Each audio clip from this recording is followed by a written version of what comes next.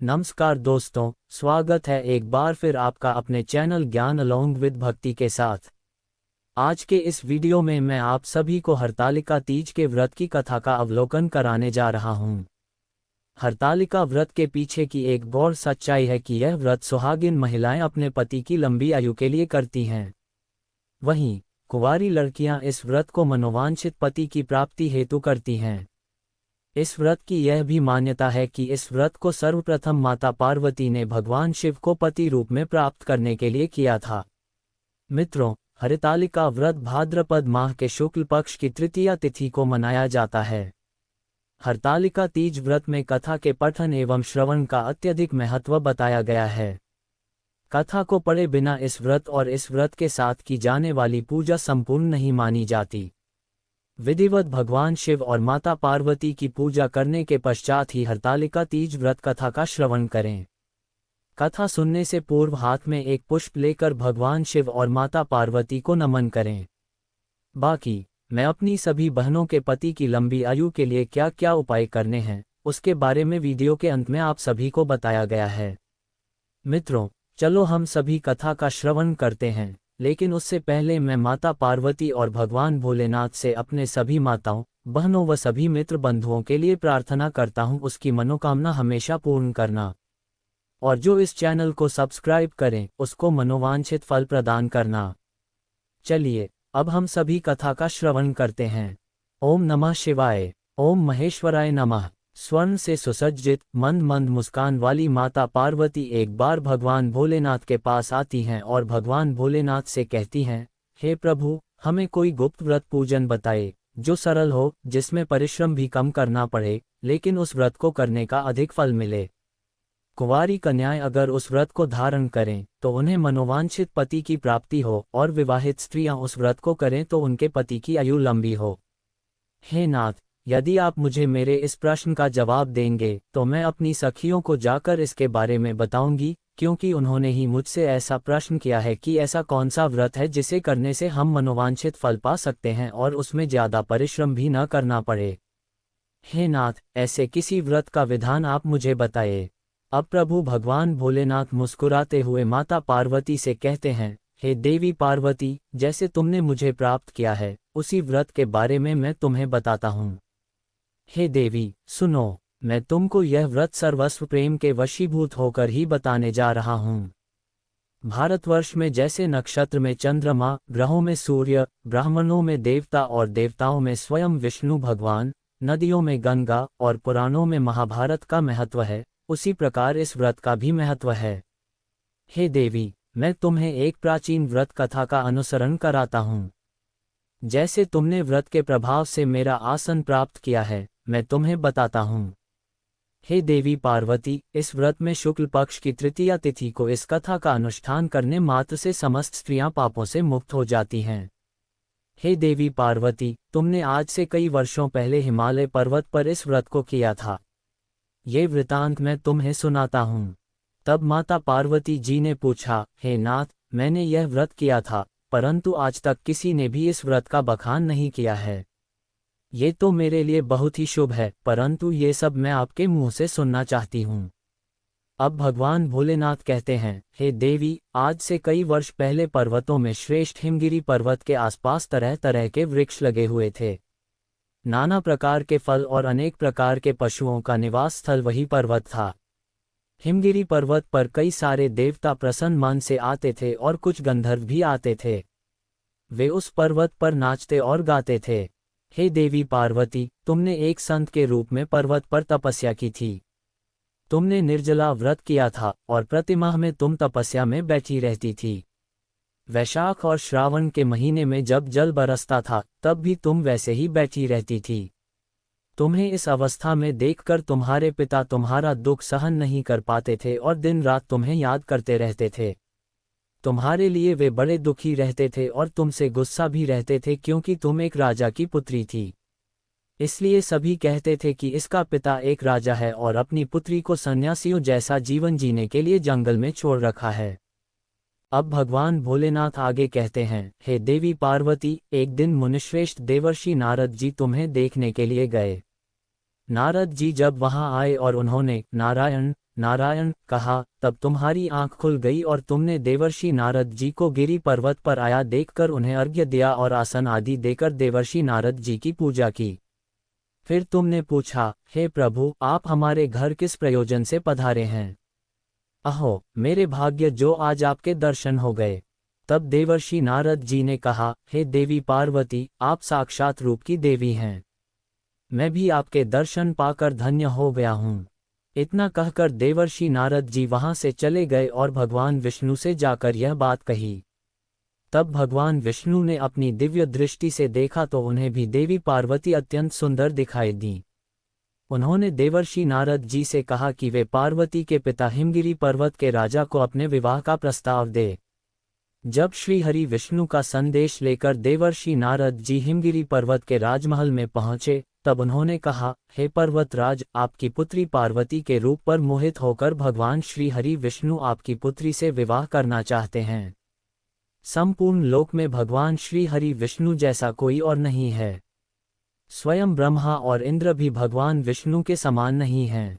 इसलिए मैं यही कहूँगा कि आप अपनी कन्या का विवाह भगवान विष्णु से कर दें।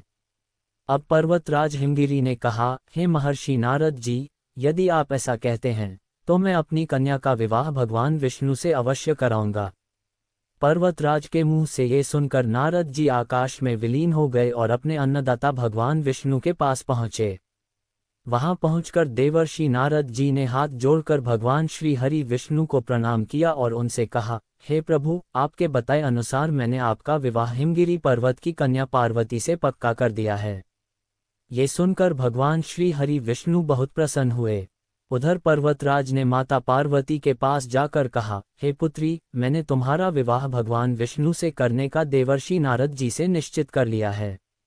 अपने पिता की बात सुनकर माता पार्वती बिना कोई उत्तर दिए अपनी पूजा पाठ करके अपनी सखी के साथ घर चली गईं। अब भगवान भोलेनाथ कहते हैं, हे देवी पार्वती, तुम मन ही मन बहुत दुखी थी और जमीन पर बैठकर विलाप करने लगी। तुम्हारी सखी तुम्हारे पास आए और पूछा, हे पार्वती, तुम क्यों दुखी हो? मुझे कारण बताओ। तुम्हारा विवाह तो भगवान विष्णु के साथ होने जा रहा है, फिर भी तुम उदास क्यों हो? तब पार्वती माता बोली, हे सखी, मेरी एकमात्र अभिलाषा है कि भगवान शिव ही मेरे पति बने। हे, इसमें कुछ भी संशय नहीं है। मेरे इस विचार को पिताजी ने ठुकरा दिया है, इसलिए मैं अपने शरीर का त्याग कर दूंगी। अब माता पार्वती जी की इस बात को सुनकर सखी ने कहा, अरे सखी, शरीर का त्याग न करो, चलो मैं तुम्हें किसी ऐसे वन में ले चलती हूँ जहाँ पर तुम्हारे पिता को पता न चल सके। तुम वहाँ बैठकर भगवान भोलेनाथ की आराधना करना, भगवान अवश्य ही आपके मन की इच्छा पूर्ण करेंगे। अब सखी की सलाह को लेकर माता पार्वती जी तुरंत ही वैसे ही वन में जा पहुंची। उधर माता पार्वती के पिता हिवा माता पार्वती को नगर नगर खोजने लगे। राजा हिवा ने अपने सभी राज्य में घोषणा करवा दी कि पार्वती को जो भी ढूंढेगा उसे सोने के सिक्के दान दिए जाएंगे। अब राजा हिवा ने मन ही मन सोचा, मैंने देवर्षि नारद जी के समक्ष अपनी पुत्री पार्वती का विवाह श्री हरि विष्णु जी के साथ करने की प्रतिज्ञा कर ली है कि मैं अपनी पुत्री का विवाह भगवान विष्णु के साथ अवश्य करवाऊंगा। अब ऐसा सोचते सोचते गिरिराज हिवा मूर्छित होकर गिर पड़े। अब सभी लोग हाहाकार करने लगे कि हमारे राजा को क्या हो गया है। ऐसा करते करते जब गिरिराज को होश आया, तब सब लोग पूछने लगे, गिरिराज, आप अपनी मूर्छा का कारण बताइए। तब हिवा ने कहा, आप लोग मेरे दुख का कारण सुनो। आज 10 दिनों से पता नहीं मेरी कन्या पार्वती को कौन हर ले गया है। अगर ऐसा नहीं हुआ है तो मेरी सुंदर कन्या पार्वती को किसी काले सांप ने काट लिया होगा या फिर कोई सिंह उसे खा गया होगा।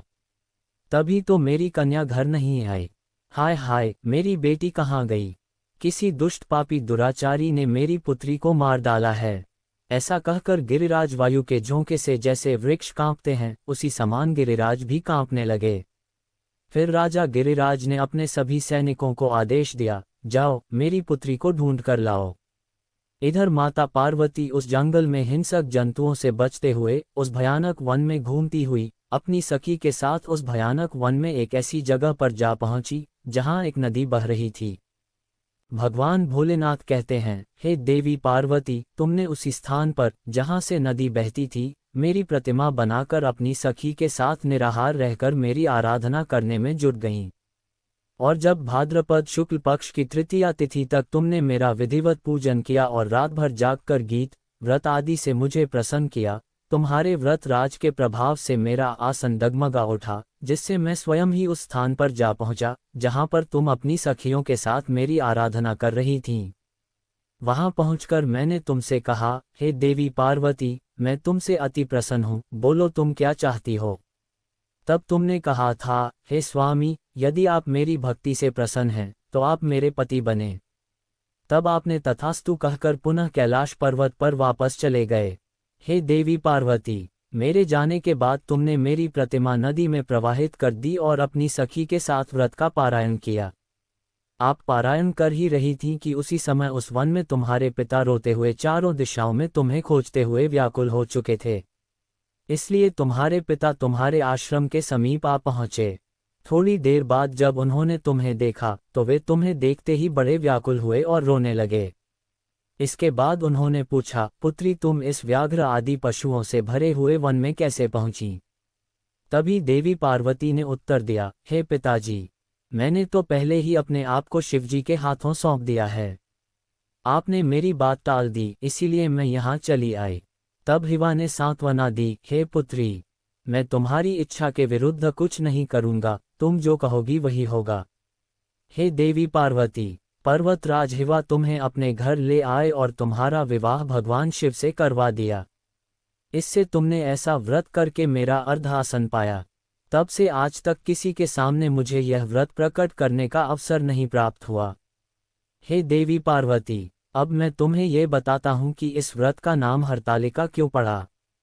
हे देवी पार्वती, जब तुम अपने पिताजी को नहीं मिली, क्योंकि तुम्हें तुम्हारी सखी एक वन में ले गई थी, वह भी किसी को बिना बताए, इसे हर के ले जाना कहते हैं, इसीलिए इस व्रत का नाम हरतालिक पड़ा।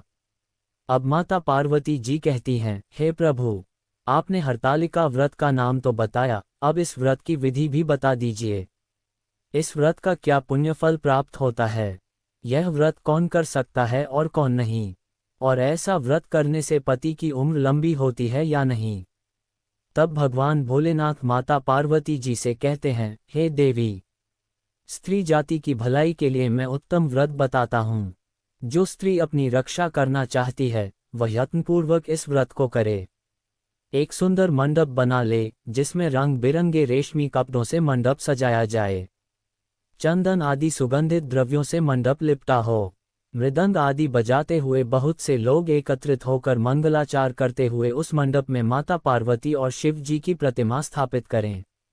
उस दिन उपवास रखें और बहुत ही सुगंधित फूल, मनोहर धूप, नाना प्रकार के फल आदि एकत्रित करके मेरी पूजा करें और रात भर जागरण करें। इसके अतिरिक्त नारियल, सुपारी, नींबू, लौंग, अनार, नारंगी आदि फल और फूल एकत्रित करके मेरी पूजा करें। तंत्र विधिपूर्वक कथा सुने, ब्राह्मणों को वस्त्र और स्वर्ण आदि का दान दें। जो स्त्री इस प्रकार पूजन करती है वह सभी पापों से मुक्त होती है और उसे 7 जन्मों तक शुभ फल प्राप्त होता है। जो स्त्री हरतालिका के दिन व्रत नहीं करती और अन्न भक्षण करती है वह 7 जन्मों तक दुख भोगती है और विधवा होती है। इसलिए हर स्त्री को इस व्रत को बड़ी देखभाल से करना चाहिए। हे देवी पार्वती, यही तुम्हारे जीवन में मुझे पाने की कथा है। अब माता पार्वती कहती हैं, हे प्रभु, आपने सत्य ही कहा है। सचमुच मैंने ऐसा ही व्रत करके आपको प्राप्त किया था। जो भी स्त्री निर्जला हरतालिका व्रत को पूर्ण करती है उसके जीवन में कभी दुर्भाग्य नहीं आता। उसे मनचाहे वर की प्राप्ति होती है और सुहागिन महिलाएं अपने पति की लंबी उम्र के लिए इस व्रत को करती हैं। इससे मनोवांछित फल की प्राप्ति होती है। दोस्तों, आप सभी को यह वीडियो कैसा लगा हमें कमेंट करके अवश्य बताना और कमेंट सेक्शन में जय श्री भोलेनाथ लिखना ना भूले। साथ ही मित्रों, इस वीडियो को अपने सभी मित्रों के साथ शेयर भी अवश्य करें ताकि उन्हें भी ऐसी जानकारी प्राप्त हो सके। विशेष रूप से हमारी माताएं और बहनें, वे इस वीडियो को अपनी सखियों के साथ अवश्य शेयर करें और हमारे चैनल को सब्सक्राइब करके बेल आइकन जरूर दबा दें। वीडियो को यहाँ तक देखने के लिए दिल से धन्यवाद।